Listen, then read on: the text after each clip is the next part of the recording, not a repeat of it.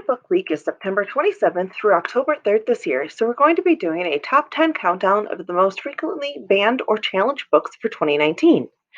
Number 6 on the top 10 is the book I Am Jazz by Jessica Herthel and Jazz Jennings.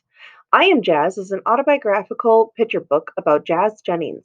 In the book, she talks about being born with a girl's brain but in a boy's body. Since she was verbal, she had been telling her family about being a girl, and when she was 5, they met with a doctor who introduced to them to the term transgender. Her parents allowed her to dress how she wanted and grow out her hair, plus allowed her to change her name to Jazz. In 2015, it was challenged in Mount Horeb, Wisconsin, because a 6-year-old who was also going through a transition brought it in to share their experience, and the school district wanted to help support the child. This caused the Liberty Council, a conservative nonprofit Christian organization, to claim that the school publicly reading this would violate the rights of parents who feel that such a lesson undermines their parental rights and religious beliefs. The school canceled the initial reading to give parents more time to evaluate the situation and provide feedback.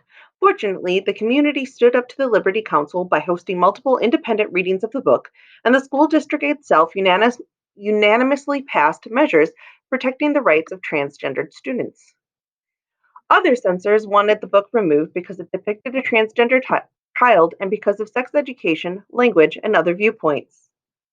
The book was challenged in 2017 at Rockland Academy Gateway in Rockland, California, after a kindergarten student undergoing gender transition brought in a copy of I Am Jazz, which was read aloud to the class.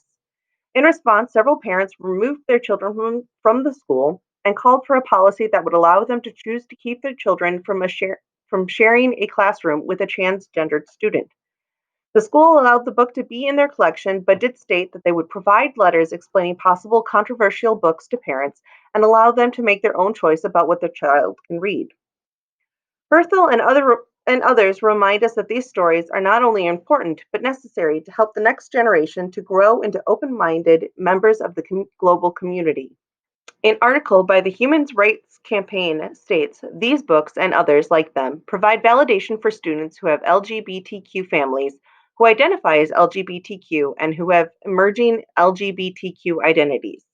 It's important that everyone have access to books that reflect diversity because they provide important windows into the lives of those whose experiences and identities are different from our own. This type of exposure lays the foundation for safe, respectful school climates where everyone feels included. If you need help finding a book reflecting your own experiences, please contact us here at the library so that we may assist you if you're having trouble.